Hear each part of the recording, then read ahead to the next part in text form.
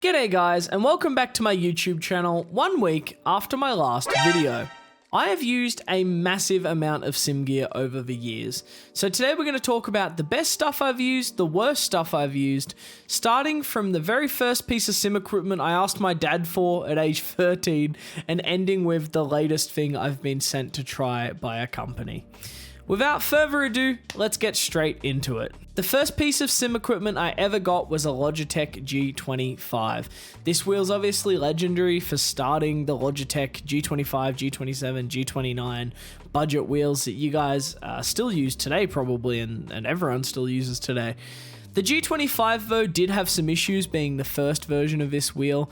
It only had one button on the wheel rim on each side, which was really difficult to program enough stuff into in terms of stuff you would need while driving. The gear stick was so incredibly flaccid, like just saw a picture of Helmut Marko levels. It was horrific, and the pedals themselves way too easy to push down. Like the brake, it was so hard to trail with. So it was a legendary wheel, but I think the best category we can get this into is good. It was good, it wasn't great. After that, I looked into a cockpit to mount my G25 to, and I landed on the Next Level Racing GT Pro. Now this cockpit is still actually super relevant today, since Next Level Racing actually just started selling it again after not selling it for like 5 years, which is interesting. This cockpit had a lot of issues though, and Boosted Media talked about the flex in his review like a week ago, but the flex is so horrible. The whole rig flexes up, the pedal deck flexes, if you brake it flexes, the flex was so horrible. On top of that, you couldn't adjust the angle of the pedal plate, and there was just not enough adjustability. And don't get me wrong, 12-year-old me was wrapped with this, but honestly, looking back, this cockpit, for its time being good, honestly though, probably has to go in the bin. After that, I upgraded from a Logitech G25 to a G27. This wheel was honestly amazing, and in my opinion, better than the newer Logitech wheels. The wheel rim looked good. You got 6 buttons instead of 1. They fixed the gear stick issue. It feels way better, to the point where it's basically the exact same gear stick you get today with Logitech stuff, except this one had buttons on it, and it came in the box with the wheel and pedals. So honestly, I think this was peak Logitech. I think this wheel was amazing. I think they've honestly never made something better for the price. So in my opinion, this absolutely has to go in GOATed. This wheel was amazing. After that, I basically took a break from sim racing for like, 7 years, 5 years, like a really long time. And then about 5 years ago, I decided to get back into sim racing, where I bought the Logitech G29 to get myself back into sim racing. And this wheel was good. It didn't come with the shifter though, like the G27, and the shifter itself for the G29 didn't even have buttons on it like the G27 one, which disappointed me. Honestly, the G29, obviously a great wheel for budget sim racers. I mean, I recommend it to everyone in my chat who asks for like, I'm getting into sim racing, I need a wheel, what should I get? And I think it's still great for that. However, it just feels more like a toy than the G27. Like, it feels very plasticky, and because of that, I think it goes in amazing. It's still an amazing wheel. It's a great budget pick for people getting into sim racing. After that, I upgraded my cockpit. At the time, I was looking at Trak Racer, and I ended up getting the Trak Racer TR8.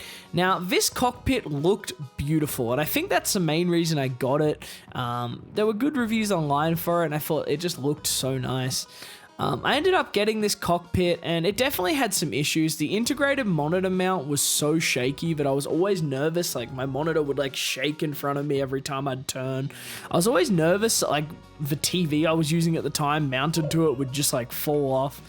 And on top of that, the pedal deck definitely had some flex and a lack of adjustability, and so did the wheel deck. But ultimately, I actually really like this rig. I think you could probably get like a higher end DD on it, and from what I hear, the upgraded version that they sell now basically fixed most of those problems, so it's actually not a bad option now. But the version I used, the previous version of a TR8, honestly probably has to go in passable.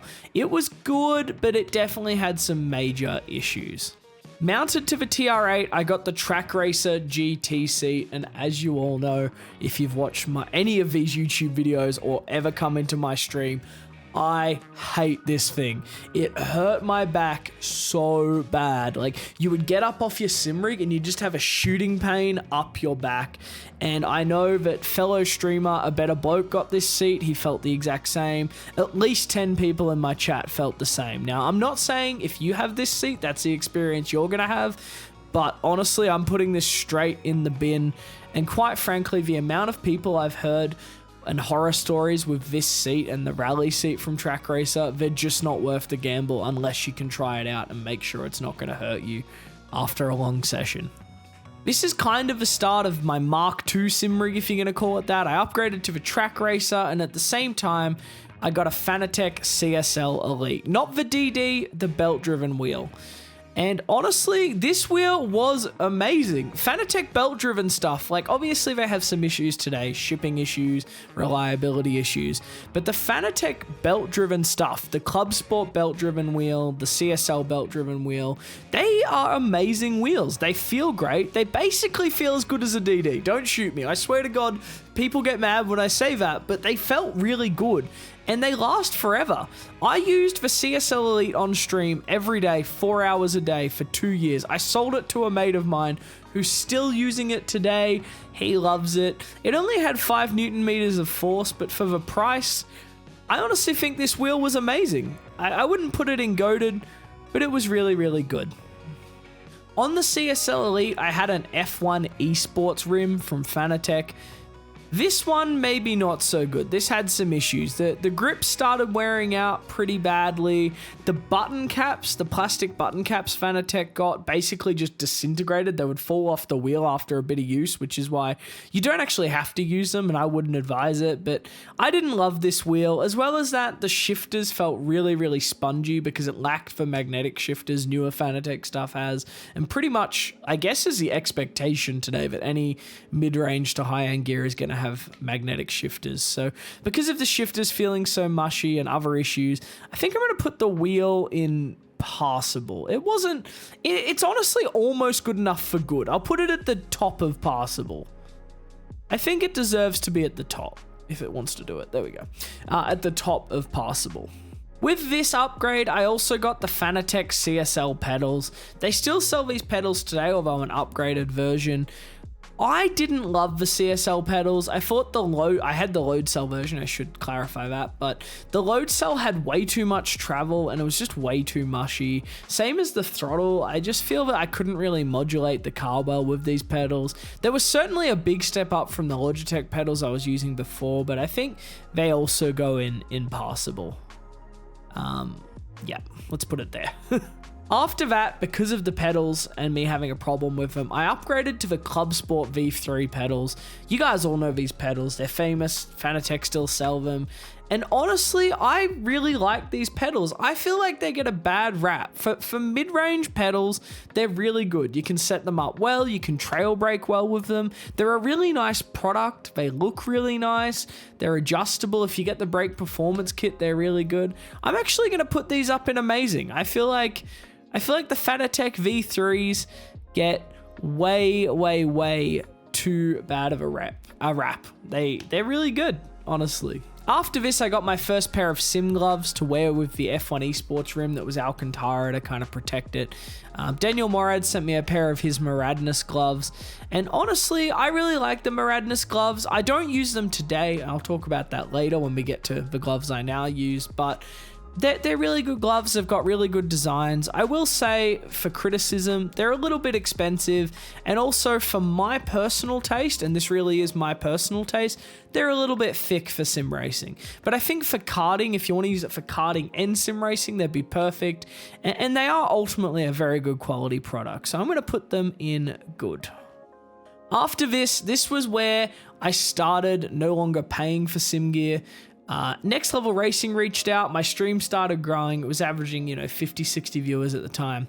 And Next Level Racing reached out and offered to send me a GT Trak simulator. And honestly, this simulator was great. It had a couple of issues. It had a little bit of flex in the wheel deck, but the pedal deck was rock solid with the I don't know what you call them, reinforcement bolts, I guess. But this cockpit was really good. It was really comfy. I streamed in it for really long periods. And honestly, I think you could easily mount a Simucube or something of that like to it, and it would be okay. You get a little bit of flex. But ultimately, I really, really like this cockpit. I don't think it's goated. I think it's at the bottom of amazing. It was really good. It had some flex issues, but ultimately was a really good cockpit. As a side note, why did Next Level Racing give you racing harnesses with all of their cockpits? I don't know about you guys. Can you answer this in the comments? I really want to know. Would you not rather pay like $40 less for a cockpit or even $20 less and not be given a racing harness? Or do you guys use the racing harness they give you? Because I don't know. I've never once wanted to be harnessed into my sim rig, but I guess motion platform, I don't know. Do you guys use the harness? I'd rather them just make the rigs $20 cheaper and offer that as an extra. I don't know. Anyway, next up, I got the NLR 3-standing monitor stand. The NLR monitor stand. This monitor stand was all right. It was, I mean, it held a monitor up, so I mean, I guess big ups. The actual mounting things, though, it gives you like 2 vertical things, and I literally had to use washers like piled on top of each other to stop the screw falling through. So the NLR monitor stand definitely had some issues, but I mean, it held a monitor up, so I guess that's the definition of passable. So I guess we'll put it in passable. After this, Aeologs reached out and sent me their sequential shifter, and I love this thing. I cannot recommend it enough. Don't quote me on the price tag, but I want to say it's $150, and for that, you get such a high quality device. You can see the internals, it's beautiful. You can mount it to your sim rig. It's a beautiful sequential shifter, and I could not recommend this thing enough. I loved it. Now, granted, I actually don't use it anymore. I actually sold it to a friend of mine who's a fellow streamer. And ultimately, I just didn't have a need for a sequential shifter. Like, I really like magnetic paddles, as you can hear on my sim rig here. I love the loud magnetic clicky paddles, and it wasn't using it enough. Like, I was like, I have this beautiful thing, it's going to waste. I wanted to give it to a friend of mine who would enjoy it a lot more. So I'm gonna put this honestly in goated though, even though I don't use it. It's so great. It's such a great shifter. Like, I've got no complaints about it. So I'm gonna put that right up in goated. After this, I had a big upgrade. We'll call this Mark III of the cockpit, where I upgraded to an 80/20, a new wheelbase, new monitors. We'll talk about everything I got now, but I upgraded to the Next Level Racing FGT Elite 80/20 iRacing Edition. That is a mouthful. This rig is amazing. I'm literally using it now. I've been sent other ones and I use them as test rigs. They're out there, but I still use it today. I love the rig. I'm not going to say it's goated because, look, it is very expensive for what it is, but it's a super attractive 80/20. The gunmetal grey coating on it is great. It's amazing. It doesn't flex. I really, really like it. I think NLR don't get enough credit for their 80/20 rigs. I think the fact that you can go Formula to GT is good. I think the fact that it has the angled uprights makes it look better. However, I think the price takes it from goated to amazing. But I'm going to put it at the top of amazing because I love this thing. Next up is the seat I'm currently sitting in, the Next Level Racing ES1. And if you watch my stream, you know, I'm just going to put it there now, top of goated. I love this seat so much.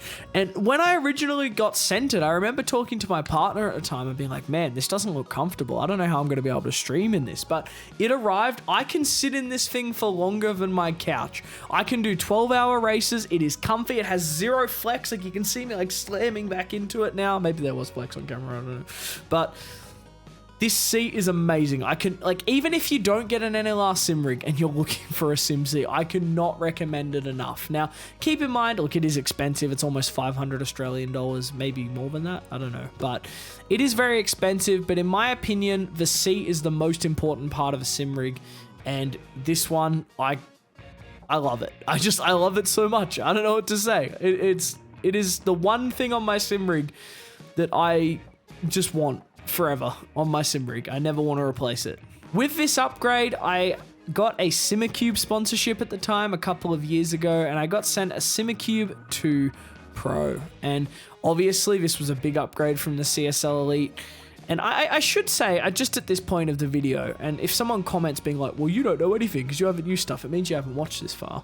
But I've used a lot more sim gear. Like, I've used a VRS. I've used CSLDDs. Like, I've used a lot more equipment that isn't listed here. I'm only listing equipment that I've owned. I just want to say that because I obviously have a lot of opinions on other equipment, and I want to say I have used other stuff. This is just stuff I've owned, used on my rig for a long time. Anyway, but I got given the Simucube 2 Pro. What can I say? I mean, it's the best wheelbase on the market. I mean, most people would agree with that. I mean, maybe Fanatec now, but competes with it. But the Simucube is amazing. It's mind-blowingly good. You all know it. Everyone knows it. However, I'm not going to put it in goated. I'm going to put it almost at the top of amazing. And the reason why is just that it's so expensive. And I got mine for free. I'm incredibly fortunate.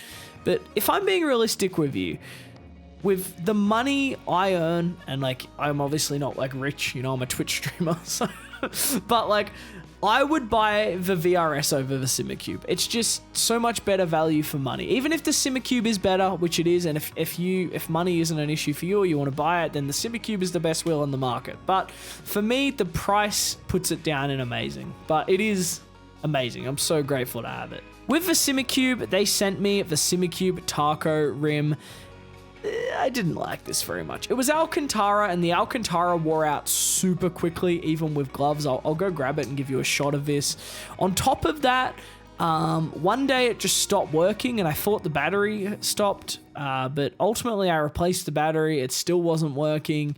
The shifters, despite being magnetic, felt a bit spongy.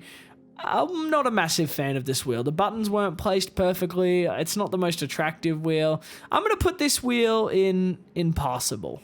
After this, I upgraded to triple monitors, and I got the Next Level Racing triple monitor stand. I really like this monitor stand, but it does have some issues. For me, the NLR monitor mounts aren't great. Unlike the SimLab ones, or I think the Track Racer ones now, you can't, or ASR even, you can't adjust the monitor on the mount, so you can't get them lined up exactly. Like, mine are like this far off each other from like, it's kind of like a step down each time because my room isn't even.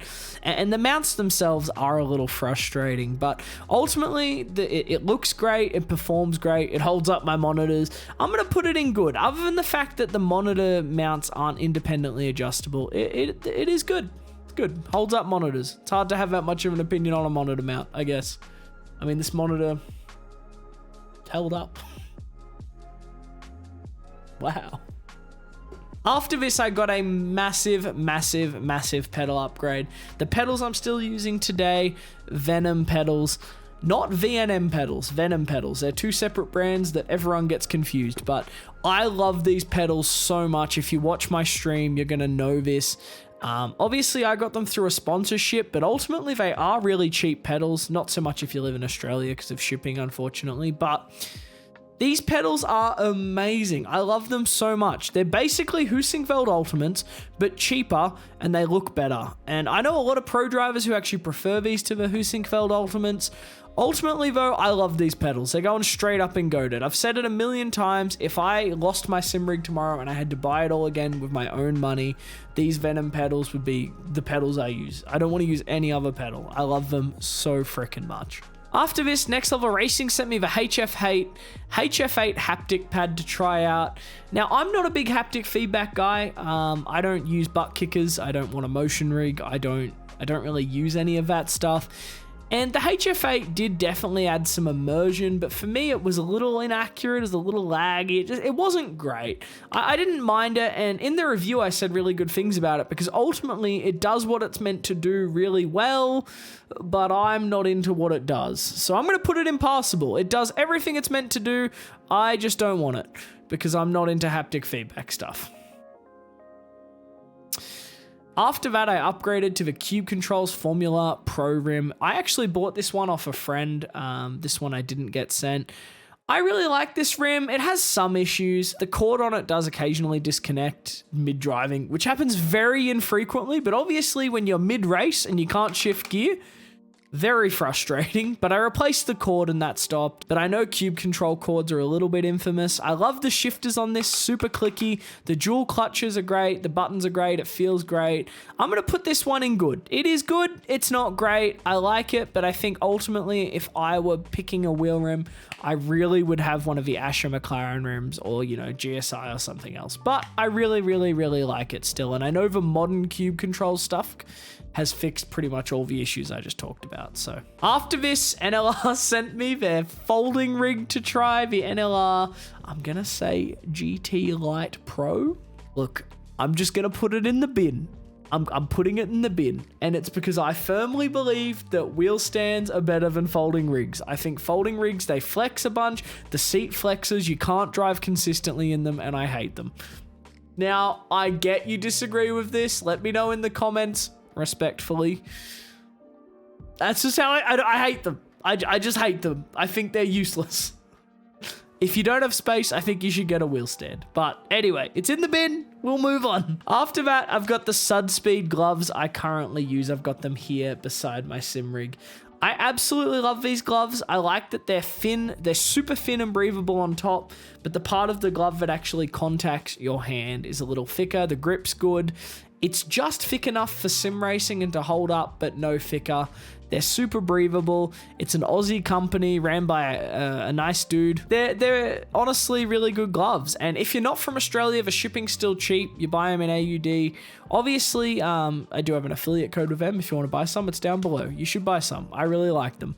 Obviously, they do somewhat sponsor me because I have an affiliate code. But nonetheless, I'm going to put these right up in goated. I love them. I tried racing without gloves the other day and my hand got sweaty and I was slipping on the rubber grips, and it just reminded me that I really like to race in gloves. Not that you have to, but I really like it, and the Sudspeeds are absolutely goated gloves. Recently, I got sent the Turtle Beach DD to try, and it's got to go in the bin. I mean, you've seen the reviews on this thing. It's got to go in the bottom of the bin. I mean, you've seen the reviews on this thing, and look...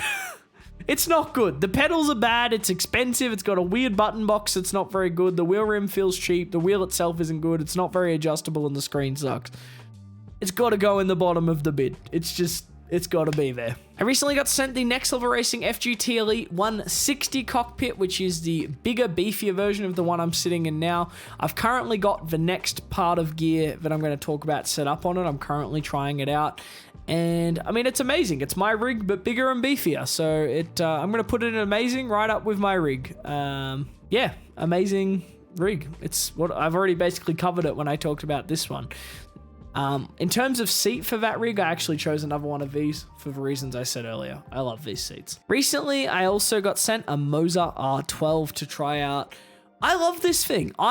Before I tried out Moza gear properly, I kind of thought that it was equal to Fanatec, but in my opinion, the Moza R12 is just way better and like way better quality. I've been using the Moza a bunch. I like the software. I like how it feels. I like the form factor. I like the mounting.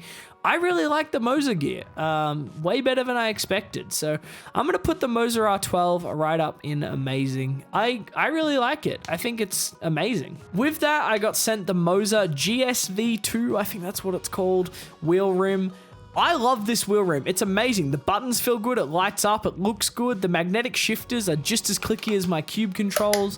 The dual clutches feel great. The wheel rim, honestly, I'm going to put up in goated. I was so impressed with the quality that if I could use it with my Simucube, I'd honestly consider it and try to get a conversion kit and make that work. The last piece of sim gear for today that I got to try out and I'm currently trying out is the Moza SRP pedals, and they're alright. They kind of feel like my Fanatec CSL pedals, to be honest. And for that reason, I'm going to put them right here next to them. They're slightly nicer Fanatec CSL pedals, but they definitely have some issues. The load cell feels a little spongy, but for budget pedals, I guess what can you expect? But anyway, there you go. That's the tier list. Anyway, guys, that is the tier list. Honestly, I basically went off script for all of that. So if you have any questions about the gear or something I've missed, I'd love to hear your opinions in the comments below or on my Twitch chat. I stream 6 days a week, usually iRacing, but also every other sim game. Thank you guys so much for watching. I'm going to end it there because I've waffled at you for 20 minutes. Thank you guys so much for watching. Appreciate you. See you next time. Bye.